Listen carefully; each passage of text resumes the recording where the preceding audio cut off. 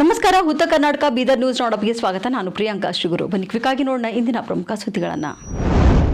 ನಾಳೆಯಿಂದ ರಾಜ್ಯಾದ್ಯಂತ ಆರಂಭವಾಗಲಿರುವ ಎಸ್ಎಸ್ಎಲ್ಸಿ ಪರೀಕ್ಷೆ ಹಿನ್ನೆಲೆ ಎಸ್ಎಸ್ಎಲ್ಸಿ ಪರೀಕ್ಷೆಯನ್ನು ಪಾರದರ್ಶಕವಾಗಿ ಹಾಗೂ ಅತ್ಯಂತ ವ್ಯವಸ್ಥಿತವಾಗಿ ನಡೆಸಲು ಬೀದರ್ ಜಿಲ್ಲಾಡಳಿತದ ವತಿಯಿಂದ ಸಕಲ ಸಿದ್ಧತೆಗಳನ್ನು ಮಾಡಿಕೊಳ್ಳಲಾಗಿದೆ. ಬೀದರ್ ಜಿಲ್ಲೆಯಲ್ಲಿರುವ 577 ಪ್ರೌಢಶಾಲೆಗಳಿಂದ ಒಟ್ಟು 94 ಪರೀಕ್ಷೆ ಕೇಂದ್ರಗಳಲ್ಲಿ ಪರೀಕ್ಷೆಗಳು ಜರುಗಲಿದ್ದು, ಔರಾದ್ನಲ್ಲಿ 13, ಬಸವ ಕಲ್ಯಾಣದಲ್ಲಿ 17, ಭಾಲ್ಕಿಯಲ್ಲಿ 16, ಬೀದರ್ನಲ್ಲಿ 28, ಹುಮ್ನಾಬಾದ್ನಲ್ಲಿ 20 ಕೇಂದ್ರಗಳಿಂದ ಸುಮಾರು 28,439 ವಿದ್ಯಾರ್ಥಿಗಳು ಪರೀಕ್ಷೆ ಬರೆಯಲಿದ್ದಾರೆ. ಇನ್ನು ಇದರಲ್ಲಿ 23,529 ರೆಗ್ಯುಲರ್, 1,439 ಪ್ರೈವೇಟ್ ಫ್ರೆಷರ್ಸ್ ಹಾಗೂ 3,471 ರಿಪೀಟರ್ಸ್ ವಿದ್ಯಾರ್ಥಿಗಳು ಈ ಬಾರಿ ಜಿಲ್ಲೆಯಲ್ಲಿ ಪರೀಕ್ಷೆ ಎದುರಿಸಲಿದ್ದಾರೆ ಎಂದು ತಿಳಿದುಬಂದಿದೆ. ಇನ್ನು ಜಿಲ್ಲೆಯ 94 ಪರೀಕ್ಷಾ ಕೇಂದ್ರಗಳಿಗೆ ಪ್ರಶ್ನೆ ಪತ್ರಿಕೆಗಳನ್ನು ವಿತರಿಸಲು ಒಟ್ಟು 41 ಮಾರ್ಗಗಳನ್ನು ರಚಿಸಲಾಗಿದೆ. ಪರೀಕ್ಷೆಗಳನ್ನು ಸುಸೂತ್ರವಾಗಿ ನಡೆಸಲು 1,364 ಪರೀಕ್ಷಾ ಕೊಠಡಿಗಳಿಗೆ 1,364 ಸಿಸಿ ಕ್ಯಾಮೆರಾಗಳನ್ನು ಅಳವಡಿಸಲಾಗಿದೆ. ಇನ್ನು ಜಿಲ್ಲಾ ಮಟ್ಟದಲ್ಲಿ ವೆಬ್ಕಾಸ್ಟಿಂಗ್ ಮಾಡಲು ಕೂಡ ಜಿಲ್ಲಾ ಪಂಚಾಯತ್ನಲ್ಲಿ ವ್ಯವಸ್ಥೆ ಮಾಡಿಕೊಳ್ಳಲಾಗಿದೆ. ಎಲ್ಲಾ ಪರೀಕ್ಷಾ ಕೇಂದ್ರಗಳಿಗೆ ಪೊಲೀಸ್ ಬಂದೋಬಸ್ತ್ ವ್ಯವಸ್ಥೆ ಒದಗಿಸಲಾಗಿದೆ ಎಂದು ಜಿಲ್ಲಾಡಳಿತ ಮಾಹಿತಿ ನೀಡಿದೆ. ಬೀದರ್ನಲ್ಲಿ ನಡೆದ ಬೃಹತ್ ರಾಷ್ಟ್ರೀಯ ಲೋಕ ಅದಾಲತ್ನಲ್ಲಿ ದಾಖಲೆ ಮಟ್ಟದ ಪ್ರಕರಣಗಳ ಇತ್ಯರ್ಥ ನಡೆದಿದೆ. ಜಿಲ್ಲಾ ಕಾನೂನು ಸೇವೆಗಳ ಪ್ರಾಧಿಕಾರದ ವತಿಯಿಂದ ಮಾರ್ಚ್ 14ರಂದು ಜಿಲ್ಲೆಯ ಎಲ್ಲ ನ್ಯಾಯಾಲಯಗಳಲ್ಲಿ ನಡೆದ ಲೋಕ ಅದಾಲತ್ನಲ್ಲಿ ಒಟ್ಟು 66,440 ಪ್ರಕರಣಗಳನ್ನು ಇತ್ಯರ್ಥಗೊಳಿಸಲಾಗಿದ್ದು, 25 ಕೋಟಿ ರೂಪಾಯಿಗೂ ಅಧಿಕ ಪರಿಹಾರವನ್ನು ಕಕ್ಷಿದಾರರಿಗೆ ಒದಗಿಸಲಾಗಿದೆ ಎಂದು ತಿಳಿದುಬಂದಿದೆ. ಇನ್ನು ಈ ಕುರಿತು ಪತ್ರಿಕಾಗೋಷ್ಠಿ ನಡೆಸಿ ಮಾಹಿತಿ ನೀಡಿದ ಜಿಲ್ಲಾ ಕಾನೂನು ಸೇವೆಗಳ ಪ್ರಾಧಿಕಾರದ ಸದಸ್ಯ ಕಾರ್ಯದರ್ಶಿ ಹಾಗೂ ಹಿರಿಯ ಸಿವಿಲ್ ನ್ಯಾಯಾಧೀಶರಾದ ಪ್ರಕಾಶ್ ಬನ್ಸೋಡೆ, ಪೆಂಡಿಂಗ್ನಲ್ಲಿದ್ದ 11,000 ಪ್ರಕರಣಗಳ ಜೊತೆಗೆ 54 ವ್ಯಾಜ್ಯ ಪೂರ್ವ ಪ್ರಕರಣಗಳನ್ನು ಇತ್ಯರ್ಥಗೊಳಿಸಲಾಗಿದೆ ಎಂದು ಹೇಳಿದ್ದಾರೆ. ಇನ್ನು ಇದಲ್ಲದೆ ವೈವಾಹಿಕ ವ್ಯಾಜ್ಯಗಳಲ್ಲಿ ರಾಜಿ ಸಂಧಾನದ ಮೂಲಕ 5 ಜೋಡಿ ದಂಪತಿಗಳನ್ನು ಒಗ್ಗೂಡಿಸುವಲ್ಲಿ ಲೋಕ ಅದಾಲತ್ ಯಶಸ್ವಿಯಾಗಿದೆ. ಜೊತೆಗೆ ಹಳೆಯ ಪ್ರಕರಣಗಳು ಹಾಗೂ ಹಿರಿಯ ನಾಗರಿಕರ ಪ್ರಕರಣಗಳನ್ನು ಕೂಡ ವೇಗವಾಗಿ ಇತ್ಯರ್ಥಪಡಿಸಲಾಗಿದೆ ಎಂದು ಅವರು ತಿಳಿಸಿದ್ದಾರೆ. ಮತ್ತು ರಾಜ್ಯ ಕಾನೂನು ಸೇವಾ ಪ್ರಾಧಿಕಾರ ಬೆಂಗಳೂರು ಇವರ ನಿರ್ದೇಶನದಂತೆ ದಿನಾಂಕ 14/3/2026 ಬೀದರ್ ಜಿಲ್ಲೆಯಾದ್ಯಂತ ಎಲ್ಲ ನ್ಯಾಯಾಲಯಗಳಲ್ಲಿ ರಾಷ್ಟ್ರೀಯ ಲೋಕಾದಾಲತನ್ನು ನಾವು ಆಯೋಜನೆ ಮಾಡಿದ್ದೆವು. ಇದರೊಂದು ಈ ವರ್ಷದ ಮೊದಲನೇ ರಾಷ್ಟ್ರೀಯ ಲೋಕಾದಾಲತ್ನಲ್ಲಿ ಒಟ್ಟು 66,440 ಪ್ರಕರಣಗಳನ್ನು ನಾವು ಇತ್ಯರ್ಥಪಡಿಸಿದ್ದೇವೆ. ಅವುಗಳಲ್ಲಿ ನ್ಯಾಯಾಲಯದ ಬಾಕಿ ಇರುವ ಪ್ರಕರಣಗಳು 11,869 ಪ್ರಕರಣಗಳನ್ನು ನಾವು ಈ ಒಂದು ರಾಜ್ಯ ಸಂಧಾನ ಮೂಲಕ ಇತ್ಯರ್ಥಪಡಿಸಿದ್ದೇವೆ. ಹಾಗೂ ಒಟ್ಟು 13,16,90,209 ಪರಿಹಾರ ಹಣವನ್ನು ಕಕ್ಷಿದಾರರಿಗೆ ಒದಗಿಸಿಕೊಟ್ಟಿದ್ದೇವೆ. ಆಮೇಲೆ ಒಟ್ಟು 24,571 ರಾಜ್ಯ ಪೂರ್ವ ಪ್ರಕರಣಗಳನ್ನು ನಾವು ಈ ಒಂದು ರಾಷ್ಟ್ರೀಯ ಲೋಕಾದಾಲತ್ನಲ್ಲಿ ರಾಜ್ಯ ಸಂಧಾನ ಮಾಡುವ ಮೂಲಕ ಇತ್ಯರ್ಥಪಡಿಸಿದ್ದೇವೆ. ವಿಶೇಷವಾಗಿ ಈ ಒಂದು ರಾಷ್ಟ್ರೀಯ ಲೋಕಾದಾಲತ್ನಲ್ಲಿ ನಾವು ಜಿಲ್ಲೆಯಲ್ಲಿ ಒಟ್ಟು 19 ಬೆಂಚ್ಗಳನ್ನು ರಚನೆ ಮಾಡಿದ್ದೆವು. ಪ್ರತಿ ನ್ಯಾಯಾಲಯದಲ್ಲಿ ಒಂದೊಂದು ಬೆಂಚ್ ಮತ್ತು ಸದರಿ ಒಂದು ಬೆಂಚ್ನಲ್ಲಿ ವಕೀಲರು ಸಂಧಾನಕಾರರು ಈ ಒಂದು ರಾಷ್ಟ್ರೀಯ ಲೋಕಾದಾಲತ್ನಲ್ಲಿ ಶೂಟಿಂಗ್ ಮಾಡಿ ಈ ಒಂದು ಜಿಲ್ಲೆಯಲ್ಲಿ ಅತ್ಯಂತ ಹೆಚ್ಚಿನ ಪ್ರಕರಣ ಇತ್ಯರ್ಥಪಡಿಸಿದ್ದೇವೆ. ಅದರಂತೆ ಈ ರಾಷ್ಟ್ರೀಯ ಲೋಕಾದಾಲತ್ನಲ್ಲಿ ವಿಶೇಷವಾಗಿ ಏನಂತಂದರೆ ಪರಿಶಿಷ್ಟ ಜಾತಿ ಮತ್ತು ಪರಿಶಿಷ್ಟ ಪಂಗಡದವರ ಮೇಲಿನ ದೌರ್ಜನ್ಯ ತಡೆಗೆ ಕಠಿಣ ಕಾನೂನು ಇದೆ. ಇನ್ನು ಇವುಗಳಿಗೆ ಸರ್ಕಾರ ವಿವಿಧ ಸೌಲಭ್ಯಗಳನ್ನು ಒದಗಿಸುತ್ತದೆ ಎಂದು ಹಿರಿಯ ವಕೀಲ ಧನರಾಜ್ ಸೂರ್ಯವಂಶಿ ಅವರು ಹೇಳಿದ್ದಾರೆ. ತಾಲೂಕಿನ ಕಿಟ ಗ್ರಾಮದಲ್ಲಿ ಸೋಮವಾರ ಗ್ರಾಮ ಕ್ರಾಂತಿ ಸೇನೆಯಿಂದ ನಡೆದ ಪರಿಶಿಷ್ಟ ಜಾತಿ ಮತ್ತು ಪಂಗಡಗಳ ದೌರ್ಜನ್ಯ ತಡೆ ಕಾಯ್ದೆಯ ಜನಜಾಗೃತಿ ಕಲಾ ಜಾಥಾ ಕಾರ್ಯಕ್ರಮದಲ್ಲಿ ಮಾತನಾಡಿದರು. ಈಗಲೂ ಕೂಡ ಕೆಲವೆಡೆ ಅಸ್ಪೃಶ್ಯತೆ ಆಚರಣೆಯಲ್ಲಿದೆ. ಕಾನೂನಿನ ಮೂಲಕ ಅದಕ್ಕೆ ಪರಿಹಾರ ಕಂಡುಕೊಳ್ಳಬಹುದು. ಸಂವಿಧಾನವು ದಲಿತ, ಹಿಂದುಳಿದವರಿಗೆ ಉತ್ತಮವಾಗಿ ಬದುಕಲು ಹಕ್ಕುಗಳನ್ನು ನೀಡಿದೆ ಎಂದು ಅವರು ತಿಳಿಸಿದ್ದಾರೆ. ಇನ್ನು ವಕೀಲೆ ರಾಜಶ್ರೀ ವರ್ಧನ ಮಾತನಾಡಿ, ಮಹಿಳೆಯರ ಸಂರಕ್ಷಣೆಗೂ ವಿಶೇಷ ಕಾನೂನಿದೆ.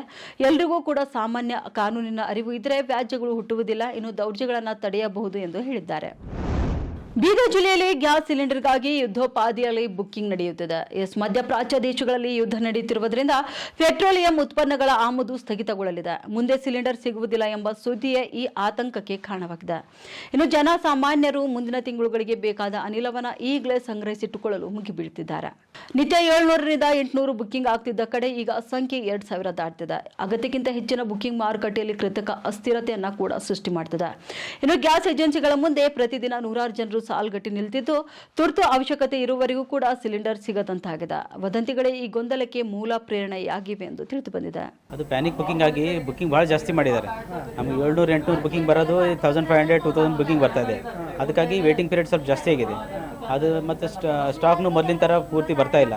ಕಡಿಮೆ ಬರ್ತಾ ಇದೆ. ಡೈಲಿ 2 ಬರೋದು ಒಂದೇ ಲೋಡ್ ಬರ್ತಾ ಇದೆ. ಹೀಗಾಗಿ ಸ್ವಲ್ಪ ಜಾಸ್ತಿ ಬುಕ್ಕಿಂಗ್ ಆಗಿದೆ. ಮತ್ತು ಜನರೇನು ಆತಂಕನೂ ಪಡ್ಲಿದ್ದಾರೆ, ಸಿಗ್ತದಿಲ್ಲೋ ಅಂತೇಳಿ ಜಾಸ್ತಿ ಡೈರೆಕ್ಟ್ ತೊಗೊಂಡು ಬರ್ತಾ ಇದ್ದಾರೆ ಇಲ್ಲಿ. ಮತ್ತು OTP ಬಂದರೆ ಕನ್ಫರ್ಮೇಷನ್ ಅಂತ ಹೇಳಿದ್ರು ಡೈರೆಕ್ಟ್ ಬರ್ತಿದ್ದಾರೆ. OTP ಅಂದರೆ ಬರೀ ಬುಕ್ಕಿಂಗ್ ಮಾಡಿದ ಕನ್ಫರ್ಮೇಷನ್ ಅಷ್ಟೇ. ಅದರ ನಂತರ ಅವ್ರು ವೇಟಿಂಗ್ನಾಗ ಇದ್ದಾರೆ ಅಂತೇಳಿ ಇರ್ತದೆ. ನಾವು ಫಸ್ಟ್ ಇನ್ ಫಸ್ಟ್ ಔಟ್ ಸಿಸ್ಟಮ್ಲಿಂದ ನಾವು ಕಳಿಸ್ತಾ ಇದ್ದೀವಿ. ಸ್ವಲ್ಪ ಜನರು ತಾಳ್ಮೆ ಇಟ್ಟರೆ ಎಲ್ಲ ಸರಿ ಸಿಗುತ್ತೆ ಅವರಿಗೆ.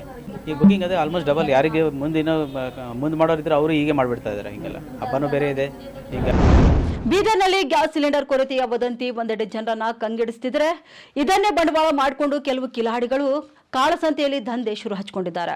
1,000 ರೂಪಾಯಿಯ ಸಿಲಿಂಡರ್ ಅನ್ನ ಬರೋಬ್ಬರಿ 2,000ಕ್ಕೆ ಮಾರ್ತಿದ್ದ ಗ್ಯಾಸ್ ಏಜೆನ್ಸಿ ಮಾಲೀಕರ ಮೇಲೆ ಪೊಲೀಸರು ಈಗ ಬ್ರಹ್ಮಾಸ್ತ್ರ ಪ್ರಯೋಗಿಸಿದ್ದಾರೆ. ಜನವಾಡ ಬಳಿಯ ಹೊಲದಲ್ಲಿ ಅಕ್ರಮವಾಗಿ ಸಂಗ್ರಹಿಸಿಟ್ಟಿದ್ದ 100ಕ್ಕೂ ಹೆಚ್ಚು ಸಿಲಿಂಡರ್ಗಳನ್ನು ಜಪ್ತಿ ಮಾಡಲಾಗಿದೆ. ಬೀದರ್ ಜಿಲ್ಲೆಯ ಜನವಾಡ ಗ್ರಾಮದ ಹೊಲವೊಂದರ ಮೇಲೆ ಜನವಾಡ ಪೊಲೀಸರು ಮಿಂಚಿನ ದಾಳಿ ನಡೆಸಿದ್ದಾರೆ.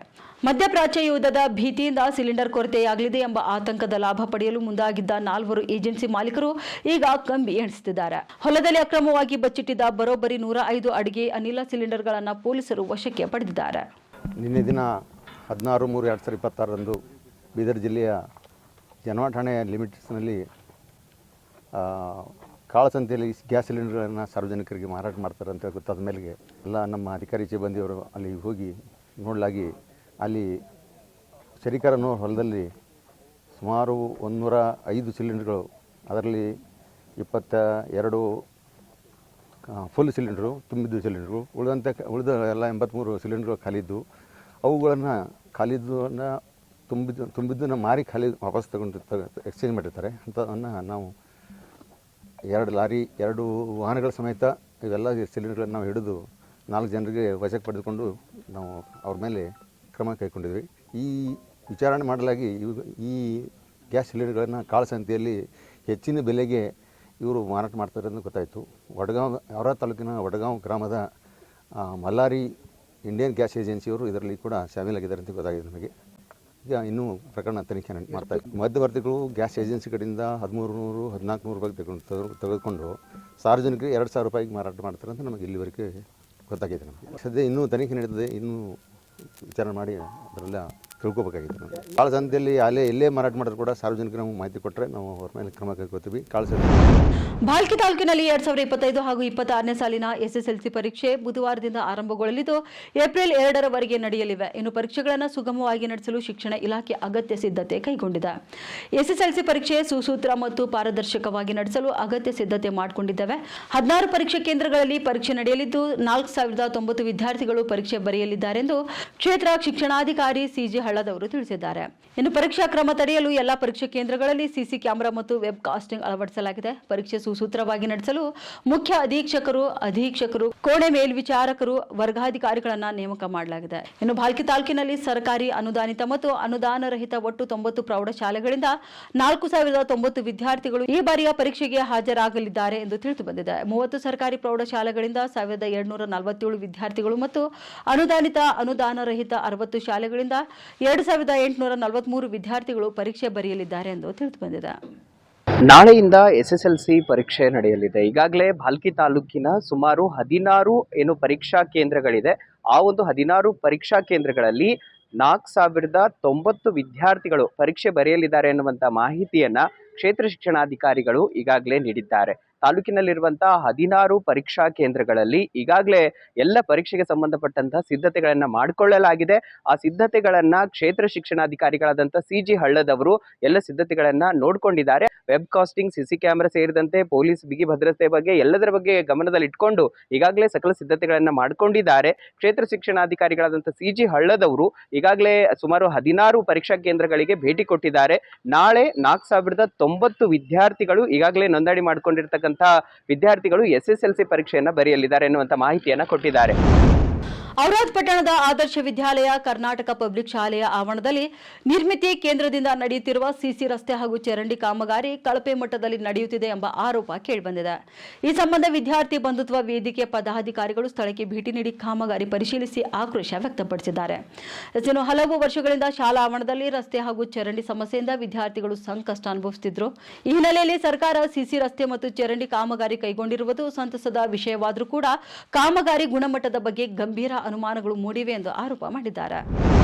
ಬೀದರ್ ಜಿಲ್ಲಾ ಪಂಚಾಯತ್ ಮುಖ್ಯ ಕಾರ್ಯನಿರ್ವಾಹಕಾಧಿಕಾರಿ ಡಾಕ್ಟರ್ ಗಿರೀಶ್ ಬದೋಲೆ ಅವರು ಸೋಮವಾರ ನಗರದ 100 ಹಾಸಿಗೆಗಳ ಆಸ್ಪತ್ರೆಗೆ ಭೇಟಿ ನೀಡಿ ಸಾರ್ವಜನಿಕರಿಗೆ ಲಭ್ಯವಿರುವ ಆರೋಗ್ಯ ಸೇವೆಗಳ ಗುಣಮಟ್ಟವನ್ನು ಪರಿಶೀಲನೆ ಮಾಡಿದರು. ಆಸ್ಪತ್ರೆಯ ವಿವಿಧ ವಿಭಾಗಗಳಿಗೆ ಭೇಟಿ ನೀಡಿದ ಅವರು ರೋಗಿಗಳಿಗೆ ನೀಡಲಾಗುತ್ತಿರುವಂತಹ ಚಿಕಿತ್ಸೆ, ಔಷಧಿಗಳ ಲಭ್ಯತೆ ಮತ್ತು ಆಸ್ಪತ್ರೆಯ ಸ್ವಚ್ಛತೆಯ ಬಗ್ಗೆ ಮಾಹಿತಿಯನ್ನು ಪಡೆದಿದ್ದಾರೆ. ಬಡ ಮತ್ತು ಸಾಮಾನ್ಯ ಜನರಿಗೆ ಸರ್ಕಾರದ ಆರೋಗ್ಯ ಸೌಲಭ್ಯಗಳು ಸಮರ್ಪಕವಾಗಿ ತಲುಪಲು ಕ್ರಮ ಕೈಗೊಳ್ಳಬೇಕೆಂದು ಅಧಿಕಾರಿಗಳಿಗೆ ಸೂಚನೆ ಕೂಡ ನೀಡಿದರು. ನಂತರ ಆಸ್ಪತ್ರೆಯಲ್ಲಿ ನೂತನವಾಗಿ ಪ್ರಾರಂಭಿಸಲಾದ ಡಯಾಲಿಸಿಸ್ ಘಟಕಕ್ಕೆ ಭೇಟಿ ನೀಡಿ ಪರಿಶೀಲಿಸಿದರು. ಕಿಡ್ನಿ ಸಮಸ್ಯೆಯಿಂದ ಬಳಲುತ್ತಿರುವ ಸ್ಥಳೀಯ ರೋಗಿಗಳಿಗೆ ಈ ಘಟಕವು ವರದಾನವಾಗಲಿದೆ ಎಂದು ಅವರು ಅಭಿಪ್ರಾಯಪಟ್ಟಿದ್ದಾರೆ. ಘಟಕದಲ್ಲಿರುವ ಯಂತ್ರೋಪಕರಣಗಳ ಕಾರ್ಯನಿರ್ವಹಣೆ ಮತ್ತು ರೋಗಿಗಳಿಗೆ ಕಲ್ಪಿಸಲಾಗಿರುವ ಸೌಕರ್ಯಗಳ ಬಗ್ಗೆ ವೈದ್ಯರಿಂದ ಮಾಹಿತಿ ಕೂಡ ಪಡೆದಿದ್ದಾರೆ. ಇನ್ನು ಸಾರ್ವಜನಿಕ ಆರೋಗ್ಯ ರಕ್ಷಣೆಯಲ್ಲಿ ವೈದ್ಯರ ಪಾತ್ರ ದೊಡ್ಡದು. ರೋಗಿಗಳಿಗೆ ಯಾವುದೇ ರೀತಿಯ ತೊಂದರೆ ಆಗದಂತೆ ಉತ್ತಮ ಸೇವೆ ನೀಡಬೇಕು ಎಂದು ತಿಳಿಸಿದರು. ಈ ಸಂದರ್ಭದಲ್ಲಿ ಜಿಲ್ಲಾ ಆರೋಗ್ಯ ಮತ್ತು ಕುಟುಂಬ ಕಲ್ಯಾಣಾಧಿಕಾರಿ ಡಾಕ್ಟರ್ ಧ್ಯಾನೇಶ್ವರ್ ನೀರುಗುಡೆ, ಜಿಲ್ಲಾ ಅಸಾಂಕ್ರಾಮಿಕ ರೋಗಗಳ ನಿಯಂತ್ರಣಾಧಿಕಾರಿ ಡಾಕ್ಟರ್ ಕಿರಣ್ ಪಾಟೀಲ್, ಪ್ರಭಾರಿ ಬೀದರ್ ತಾಲೂಕಾ ಆರೋಗ್ಯ ಅಧಿಕಾರಿ ಡಾಕ್ಟರ್ ಶಾಂತಲಿಂಗ್ ಮಠಪತಿ, ಪ್ರಭಾರಿ ಮುಖ್ಯ ಆಡಳಿತ ವೈದ್ಯಾಧಿಕಾರಿ ಡಾಕ್ಟರ್ ವರ್ಷಾ, ಹಿರಿಯ ವೈದ್ಯರು ಸೇರಿದಂತೆ ಆಸ್ಪತ್ರೆಯ ನರ್ಸಿಂಗ್ ಮತ್ತು ಆಡಳಿತ ಸಿಬ್ಬಂದಿಗಳು ಉಪಸ್ಥಿತರಿದ್ದರು. ಇವಾಗಿದ್ವು ಇಂದಿನ ಬೀದರ್ ಜಿಲ್ಲೆಯ ಪ್ರಮುಖ ಸುದ್ದಿಗಳು. ಮತ್ತೆ ಭೇಟಿಯಾಗೋಣ ಮುಂದಿನ ರೌಂಡ್ ಅಪ್ನಲ್ಲಿ. ನಮಸ್ಕಾರಗಳು.